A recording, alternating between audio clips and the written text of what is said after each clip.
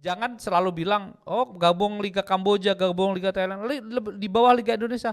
Poinnya bukan itu buat Bukan pemain. itu, iya, Poinnya bukan itu. Pengalaman dia yang penting. Iya. Untuk bisa keluar dari zona nyaman. Betul. Itu yang penting banget. Iya. Dan kemarin di ada perdebatan di IG kita gitu.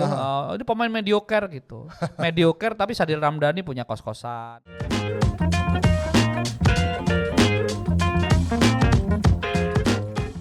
Welcome back to Discord, diskusi olahraga bareng Rais dan kembali bersama Estu Ernesto.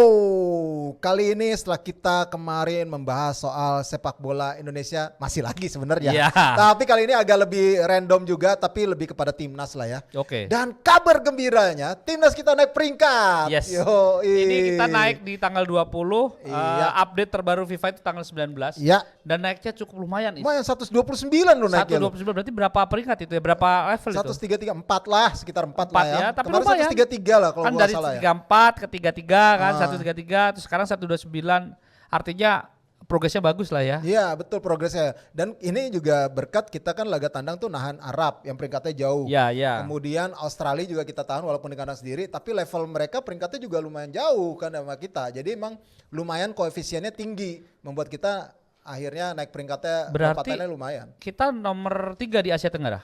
Nomor 3 ya. Di bawah Kan masih ada Thailand. Ada Vietnam di atas Vietnam, kita. iya benar. Ya. Australia kita jangan hitung dulu ya. Enggak. Walaupun dia masuk AFF ya. Enggak, Australia itu terlalu bule jadi enggak masuk Asia Tenggara. Dia enggak bisa bahasa Melayu soalnya.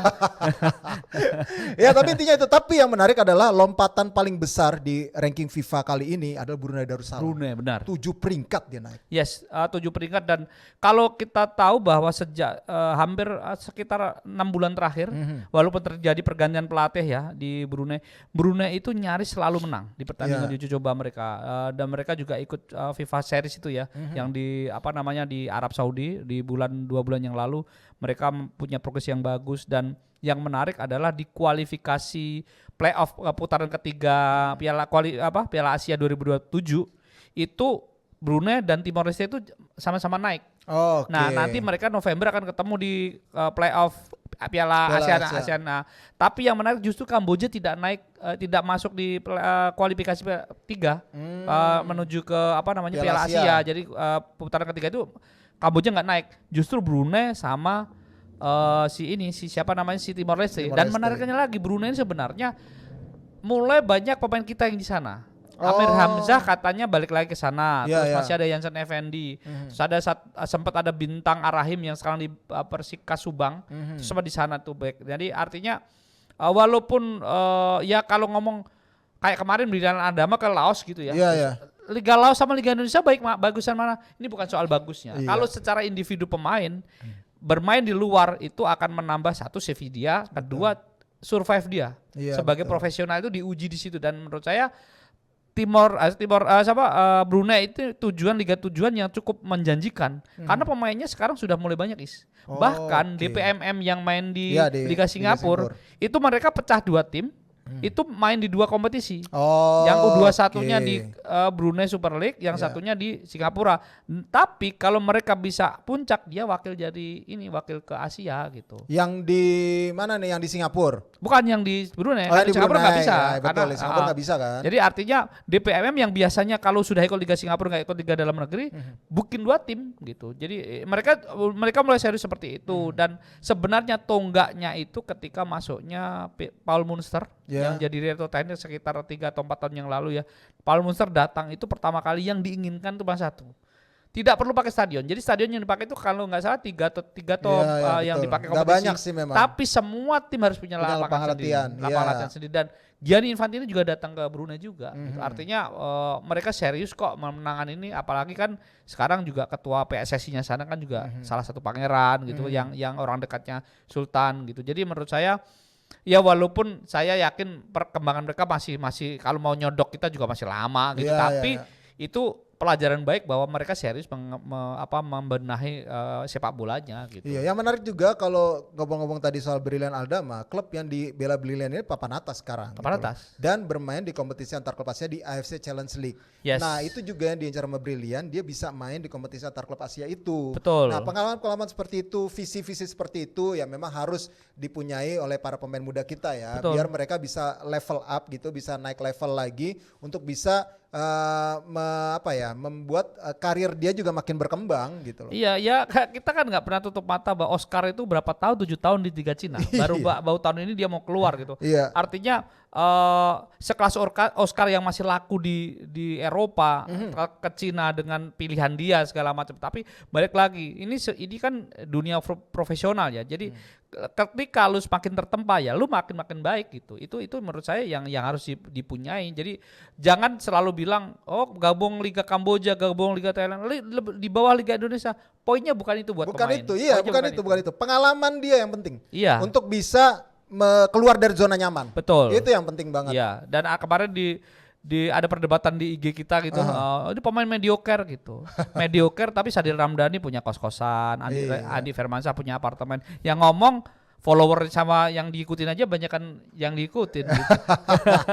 Oke, itu tadi kita udah bahas soal kenaikan peringkat timnas. Mudah-mudahan nanti di bulan Oktober kita juga dapat hasil positif di Bahrain dan juga di Cina sehingga kita bisa naik lagi, melesat lagi ranking dari timnas kita gitu loh. Ya syukur-syukur kalau bisa menang ya di salah satu itu mungkin bisa langsung melesat 110 awal tahun. Di akhir tahun kan ketemu lagi Jepang lawan Arab ya kan? November. Iya, November. Di kandang semua. Nah, itu bisa jadi malah tutup tahun peringkat 100 kali ya. Kita ke Piala Dunia dong, Is. Hah? Kita ke Piala Dunia dong ini. Amin. Amin. Taruhlah, jangan terlalu tinggi berhayalnya, tapi yang pasti memang saat ini juga ada tambahan pemain naturalisasi lagi, sebentar lagi akan disumpah ya. Dan ini lewat jalur cepat juga karena biar si Miss Hilgers dan juga si Eleanor Renders ini bisa bermain di bulan Oktober. Betul. Makanya ada proses kilat juga dan juga mereka akan disumpah di Belanda nih. Betul. Iya, dan ini Pak Erik bilang ini bukan spesial ini biasalah gitu. Dan kita juga kan ada pengen ngejar momen, makanya kan akhirnya sumpahnya di Belanda. Betul. Bukan di sini. Tapi gitu. Menurut gue hal yang paling baik yang dilakukan Pak Erik ya, terlepas dari apapun kontroversi yang terjadi, ada perdebatan segala macam. Pak Erik hari Kamis tanggal 19 itu pagi itu ke Kemenkumham, ketemu menteri Kemenkumham bahas hal ini. Dan menurut saya itu adalah bagian dari ketika terjadi kontroversi segala macam, dasar hukumnya itu harus diluruskan dan Pak Erik melakukan itu gitu. Itu menurut saya hal yang baik ya. Sorry ini bukan memuji bukan apa ya, tapi maksud saya memang kalau memang harus ada yang bisa diluruskan ya diluruskan saja gitu. Menurut saya ini menarik. Dan ketika Pak Erik bilang 2 pemain yang baru ini akan dilantik di Belanda ya karena memang tidak ada FIFA Matchday dan tidak ada jeda, dia tidak bisa datang ke Indonesia, dan itu sudah bisa terjadi dan itu ada aturannya.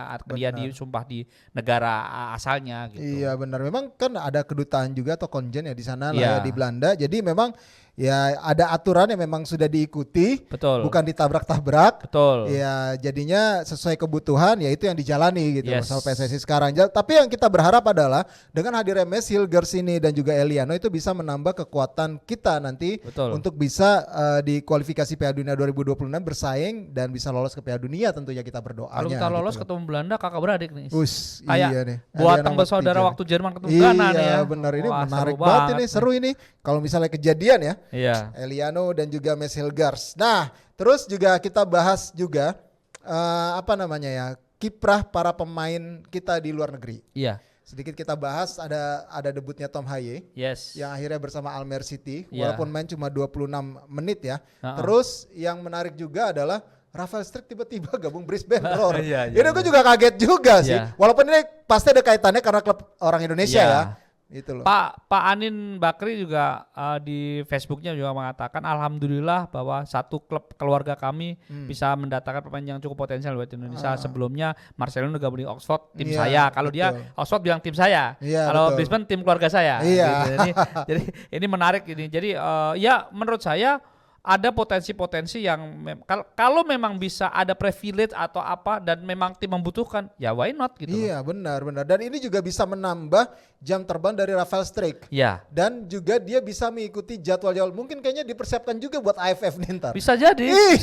Rafael Struijk makanya didukung juga nih ke Australia gitu kan. Karena memang kalau memungkinkan terjadi sih itu dan kalau kita tahu bahwa Rafael Struijk juga masih lebih banyak main di under 21 ya. Walaupun di musim ini memang sudah banyak utama sih, udah pasti ya. Tapi kan persaingannya jauh lebih ketat. Nah, Brisbane sendiri sebenarnya juga struggle nih, sering di papan bawah nih beberapa musim terakhir. Nah ini siapa tahu gara-gara kedatangan si Struijk kita lihat Sergio Van Dijk bersama Adelaide United dulu langsung menaik gitu loh. Iya. Gitu kita. Yang pasti sih berharap semakin banyak menit bermain bagi Rafael Struijk nanti di Brisbane Roar, dia semakin matang, semakin tajam dan efeknya ke timnas. Betul. Itu sih yang penting. Ya oke, kita doakan aja Rafael Struijk dan juga Tom Haye bisa terus, karena Tom Haye timnya ini di zona degradasi nih. Iya. Jadi tapi makanya kan ini kalau Tom Haye kan kemana akhirnya dapat tim gitu dan semoga dia menjadi bagian dari tim ini kembali eksis di lebih atas di poin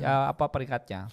Oke, kita akan lanjut ke timnas U17 kan. Yes. Yang lagi TC di Spanyol. Ya. Kalah sama Swiss dengan skor 0-2. Betul. Terus mereka akan bertanding lagi karena kalah ini lawannya Kepulauan Faru nih. Faru, ya. Jadi dia di dalam sebuah mini turnamen Pinatar Arena. Pinatar Super Copa. Pinatar Super Cup.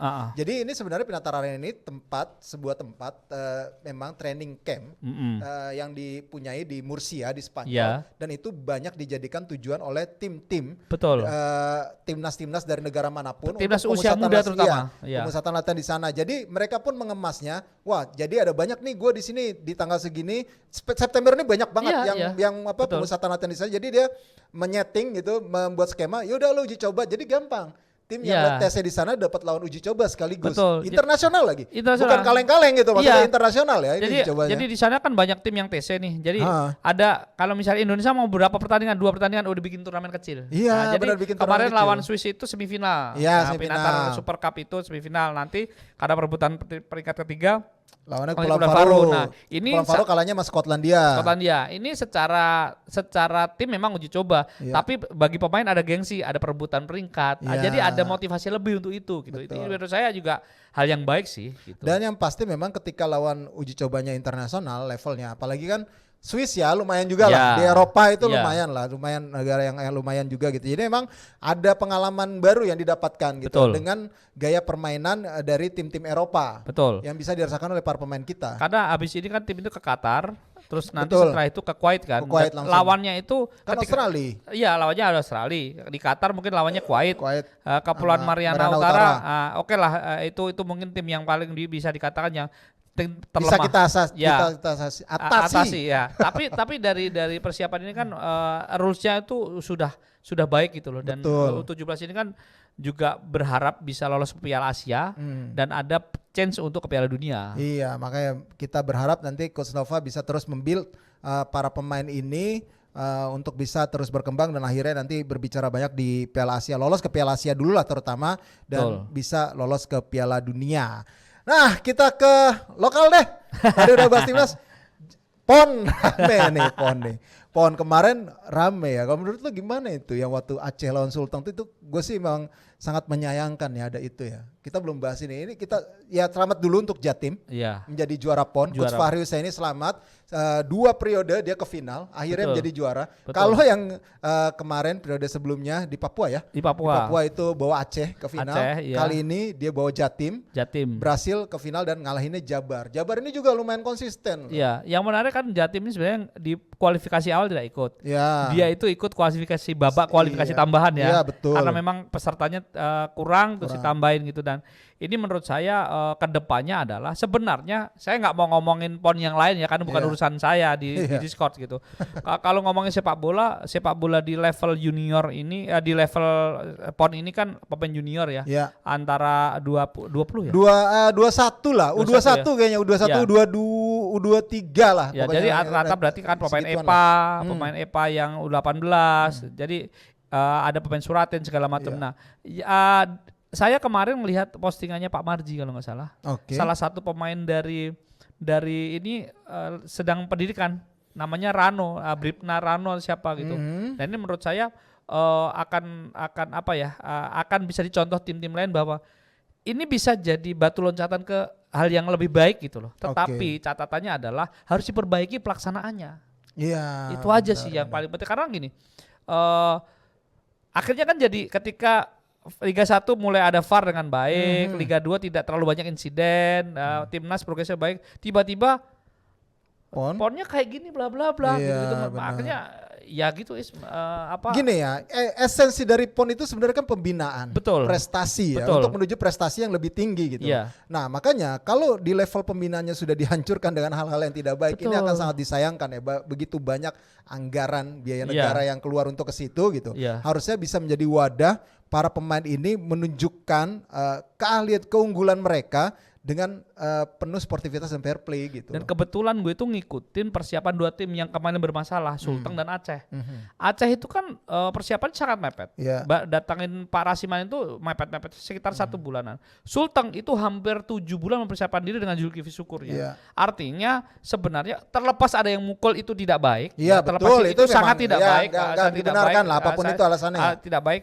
Menurut gua yang harus dilakukan adalah pembinaan seperti itu. Iya. Jadi kalau kan ini biaya APBN, APBD nih, duit APBD nih. Jadi mau diapain? Yang penting ada laporan segala macam. Jadi pembinaan itu ya pembinaan gitu. Jangan jadikan contoh ini. Saya lebih mengatakan Sumut lebih fair ketika dia tidak sampai. Ternyata mereka tidak gagal dalam tanda kutip tidak memaksakan gitu. Jadi menurut saya ke depan adalah pelaksanaan satu regulasi yang jelas dan satu kepastian. Nah itu ya kepastian itu ya kepastian tempat, kepastian jadwal segala macam itu aja sih dan kayak ini kan kualifikasi ada ya kualifikasi tambahan segala macam itu yang dipastikan dari awal jadi dan ini perannya tetap PSSI gitu. Iya itu sih kalau kita lihat berharap dari sini bisa lahir lagi para pemain nasional ya yang memang bisa nanti tembus ke timnas. Betul. Ya seperti saat itu Boas dilihat sama Peter Witt di PON. Andi. Iya betul. Jadi memang kita berharap memang selalu muncul ya pemain-pemain yang bersinar dari PON ini gitu loh. Oke, kita bahas ke Liga 2 deh. Liga 2 nih. Liga 2 nih dikit-dikit nih. Minta soalnya. Iya nih lumayan banyak juga. Jadi Liga 2 kita bahas grup 1 dan grup 2 dulu nih. Masuk pekan ketiga, grup 3 belum mainkan pekan kedua. Jadi gini, grup pekan pertama, kedua dan hari sekarang ini kayak pekan ketiga ya, itu sudah dilaksanakan grup 1, grup 2. Tapi grup 3 baru melaksanakan 1 pekan aja. Pekan kedua dan ketiga baru mulai besok. Dan selanjutnya. Artinya ini kok agak jadwalnya agak belang-belonteng aja gitu dari itu. Tapi yang menarik adalah pekan pertama aja udah ada korban 1 yang kita bahas dari awal, Didi Rudianto. Iya aneh tuh gua. Didi Rudianto. Kenapa ya? Kok cepet banget ya? Didi Rudianto itu imbang 2-2 lawan Deltras di Tuban kan. 2 hari kemudian dia lengser. Dan ketika Zulkifli Syukur pulang dari PON, Zulkifli Syukur akan jadi pelatih kepala Lamongan, tapi di situ ada Simon McManamy jadi dirteknya. Sama dengan Bayangkara yang menempatkan Gomez de Oliveira sebagai dirtek dan pelatihnya siapa sih? Hamim Sugiarto. Muhammad Hamim Sugiarto itu jadi pelatih kepalanya Bayangkara. Jadi seperti itu. Tapi terlepas dari itu kemarin juga agak penyayangkan sendiri. Saya kaget gitu ketika Buas memukul Stewart. Iya, betul Stewart ya betul. Saya tidak mengecam atau apa, kalian saya tidak di posisi itu, tapi saya lihat videonya. Gitu tadi dan Buas sekarang dihukum 2 pertandingan tidak boleh main plus denda 5 juta. Iya, jadi itu menurut saya yang harus diperbaiki termasuk di pertandingan Dejan lawan Sriwijaya itu ada 3 kartu kuning, 3 kartu merah, 1 kartu merah, 1 langsung. Lalu di pertandingan masih di Persipura, Gunansar juga dapat. Iya, Gunansar juga dapat. Jadi memang ya kita berharap sih itu mungkin ada efeknya juga ya. Kita nggak tahu ya apa namanya yang membuat akhirnya tersulut seperti itu. Tapi kita tidak bicara itu, tapi yang pasti kita berharap ini bisa berjalan secara sportif dan fair play sih Liga 2 ini gitu. Iya, jadi menurut saya progres Liga 1 dengan VAR cukup baik ya sejauh ini gitu. Semoga Liga 2 bisa seperti itu dan ke depan Liga 2 jauh lebih rapi lagi karena kita kemarin Ratu Tisha juga ngomong di sini ya bahwa persiapan memang banyak yang masih jomplang segala macam dan itu diakui gitu dan semoga ke depan lebih baik karena apapun Liga 2 kan muaranya tetap pengen ke Liga 1. Iya gitu. Betul. Oke itu tadi Liga 2 kayaknya udah banyak yang kita bahas. Jadi buat teman-teman silakan sampaikan kolom komentar kalian. Kalau ada info-info terbaru juga silakan disampaikan. Ada pemain naturalisasi lagi baru yang mungkin calon-calon. Kali aja kasih aja kabar-kabar kesini gitu loh. Siapa tahu Anda jadi the next Yusa Nugraha. Oke, dengan demikian jangan lupa untuk follow sosial media dari Skor Indonesia baik itu di X, Instagram, TikTok dan juga di Facebook. Jangan lupa juga terus subscribe YouTube kita yang hampir 200.000. 2.000 lagi. Iya, kita juga ada di Noise dan juga kalau tadi pengen tahu perkembangan olahraga apapun termasuk sepak bola Indonesia dan tentunya sepak bola Asia Tenggara, Liga Inggris dan lain sebagainya ada di skor.id. Oke, dengan demikian gue Rasatan. Resto. Sampai jumpa lagi.